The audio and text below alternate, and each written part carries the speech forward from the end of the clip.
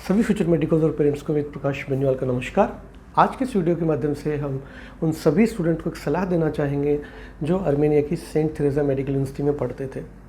Video शुरू करने से पहले हम आप सभी से ये गुजारिश करते हैं कि यदि आपने हमारा चैनल सब्सक्राइब नहीं किया है तो प्लीज़ चैनल को सब्सक्राइब कर लीजिए, बेल आइकन बटन को प्रेस करना नहीं भूलिए, जिससे आगे आने वाले हमारे हर वीडियो का अपडेट आपको मिलता रहे और आप हर खबर से वाकिफ़ रहें। वो सभी स्टूडेंट्स जो सेंट थेरेसा यूनिवर्सिटी में पढ़ते थे, आप सभी को पता होगा कि मिनिस्ट्री ऑफ एजुकेशन अर्मेनिया की तरफ से सेंट थेरेसा की अप्रूवल कैंसिल कर दी गई है, लाइसेंस कैंसिल कर दिया गया है। इसके कारण फर्स्ट ईयर से लेके 6th ईयर तक बहुत सारे स्टूडेंट फंस गए हैं। उसमें दो तरीके के कोर्स चलते थे, जैसा कि हमने बहुत पहले भी एक वीडियोज़ में बताया था कि कंसल्टेंट्स ने स्टूडेंट्स को 5 इयर्स का कोर्स बोल के एडमिशन कराया था। एग्जैक्टली उन्होंने क्या किया था कि WDOMS की वेबसाइट के ऊपर 5 इयर्स मेंशन था, उसी का स्क्रीनशॉट लेके सभी कोई चीज़ के लिए कन्विंस किया कि यहाँ 5 इयर्स का कोर्स है। और लास्ट वाले वीडियो में हमने ये उस समय बताया था कि 5 इयर्स का कोर्स में जो डिग्री अवार्ड की जाती है वहाँ की गवर्नमेंट के द्वारा वो असिस्टेंट टू द फिजिशियन की डिग्री अवार्ड की जाती है और 6 इयर्स की डिग्री MD फिजिशियन की अवार्ड की जाती है। ये जो 5 इयर्स की डिग्री है ये पहले हमने कभी ना सुनी है ना कभी देखी है, जो अर्मेनिया से आती है। इसीलिए हमने बताया था कि ये सभी कंसल्टेंट्स जिस तरीके से आपको गुमराह करके वो एडमिशन दिला रहे हैं, आपका फ्यूचर स्टेक पे है और हो सकता है कल को यूनिवर्सिटी बंद भी हो जाए। फाइनली यूनिवर्सिटी क्लोज हो गई है। अब वो स्टूडेंट जो 5 ईयर 6 ईयर्स कोर्स के असमंजस में हैं, उनके सामने भी समस्या ये है और बाकी फर्स्ट ईयर से लेके 4th ईयर तक के सभी स्टूडेंट्स के सामने समस्या ये है कि उनको अभी तक ट्रांसक्रिप्ट्स नहीं मिली हैं और विदाउट ट्रांसक्रिप्ट्स ना तो वो अर्मेनिया के किसी मेडिकल इंस्टीट्यूशन में एडमिशन ले सकते हैं, ना ही वो किसी अदर कंट्री में एडमिशन ले सकते हैं। मैं आप सभी को ये गुजारिश करना चाहूँगा कि यदि आपको ट्रांसक्रिप्ट मिल भी जाता है 1 महीने या 2 महीने के बाद भी, तो आप वो जल्दबाजी फिर से ना दिखाइएगा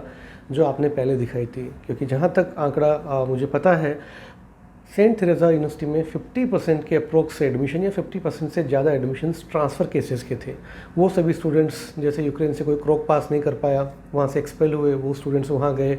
स्टूडेंट जिन्होंने रशिया में, कजाकिस्तान में या जॉर्जिया में किसी भी कंट्री में यदि किसी को बैकलॉग लग गई है, 4th ईयर या 3rd ईयर किसी को रिपीट करना है, तो स्टूडेंट्स वहाँ उस पर्टिकुलर यूनिवर्सिटी में रिपीट नहीं करना चाहते थे और उनको कंसल्टेंट्स ने बताया कि आपको हम 3rd ईयर जो आपको रिपीट नहीं करनी पड़ेगी, हम आपका 4th ईयर में एडमिशन दिला देंगे। इस तरीके से बहुत सारे झांसे देके बच्चों को वहाँ ले जाया गया था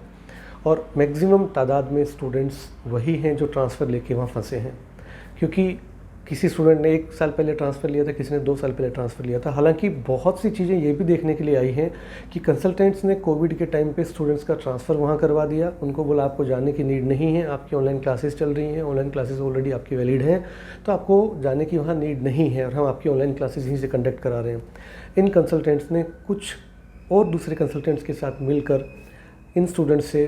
ट्यूशन फ़ीस ले ली, बाकी के जो एक्सपेंसेस होते हैं वो इन्होंने इनको चार्ज कर लिए और इन स्टूडेंट्स को जो क्लासेस ऑनलाइन चलती थी उनके ग्रुप्स में बैठा दिया या उनके ग्रुप्स में उनको ज्वाइन करा दिया।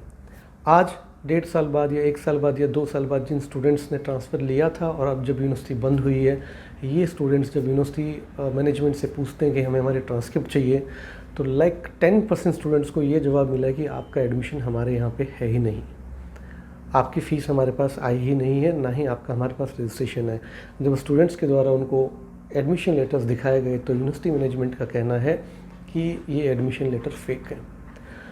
ये सारे एडमिशन लेटर्स आपको उन कंसल्टेंट्स से बना के दिए थे, उन्होंने फ़ीस आपसे ली थी और आपको अधर झूल में छोड़ दिया है। अब आपके सामने समस्याएं ये हैं कि यदि आप 3rd ईयर से माइग्रेट करके आए थे और 1 साल तक आप अर्मेनिया में पढ़े हैं, तो आप वापस 3rd ईयर के लायक ही रह गए और 4th ईयर की मार्कशीट आपको वो लोग नहीं दे रहे हैं या आपका एडमिशन वहाँ है ही नहीं, कंसल्टेंट ने आपके साथ धोखा किया है। तो मेरी ऐसे सभी स्टूडेंट से एक गुजारिश यही है कि यदि आपके पास आपका ट्रांसक्रिप्ट है और लास्ट 6 मंथ्स या 1 ईयर के बीच में ही आपने ट्रांसफ़र वहाँ पे लिया है, तो आप वापस से अपनी प्रीवियस यूनिवर्सिटी को देख सकते हैं यदि आप वहाँ से एक्सपेल नहीं हैं तो, क्योंकि हो सकता है कि इनके पास रियल में नहीं हो डेटा। और मोस्टली ये देखा गया है कि अर्मेनिया की मैक्सिमम जो स्टूडेंट्स जिनका ट्रांसफ़र दिलाया गया था, उनका ट्रांसफ़र सिर्फ पेपर्स में था,